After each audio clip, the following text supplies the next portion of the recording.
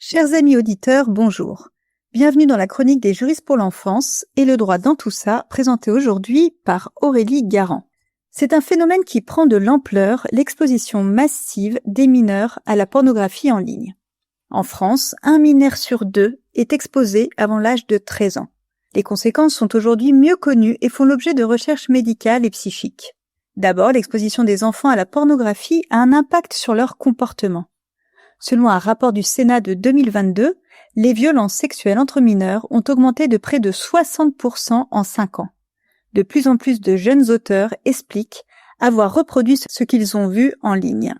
Sur le plan psychique et médical, les spécialistes observent anxiété, isolement, culpabilité, troubles du sommeil, difficultés relationnelles. Certains psychologues parlent même de violences psychiques comparables à l'impact d'un abus sexuel.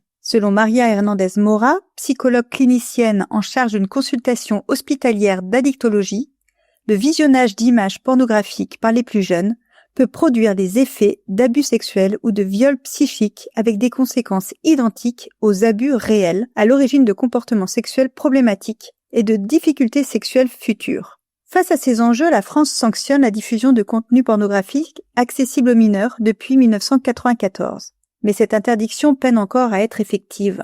En 2020 puis 2024, 2 lois ont renforcé le rôle de l'Arcom, autorité de régulation du numérique, qui peut désormais exiger un véritable contrôle de l'âge pour accéder aux plateformes pornographiques et faire bloquer les sites qui refusent de coopérer.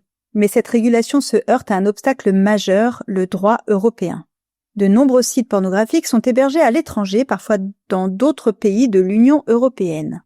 Ils invoquent alors le principe de droit européen du pays d'origine pour échapper à la loi française. C'est-à-dire que le droit français protecteur des mineurs ne peut s'appliquer à ces sites situés en dehors de France pour un contenu pourtant accessible en France. La Cour de justice de l'Union européenne devrait trancher cette question dans les prochaines semaines. Gageons que la décision ira dans le sens d'une plus grande protection des enfants au sein de l'Union européenne. Toutefois, un changement majeur semble se dessiner.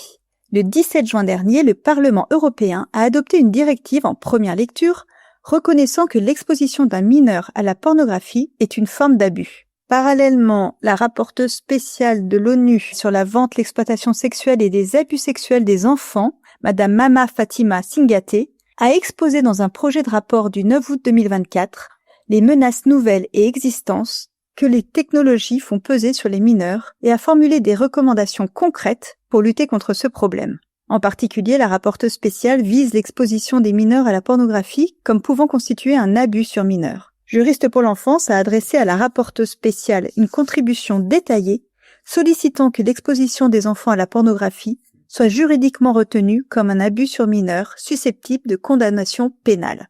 Informer, prévenir, protéger, l'enjeu est clair. La pornographie n'est pas seulement un sujet moral, c'est une question de santé publique et de protection des droits de l'enfant. À la semaine prochaine!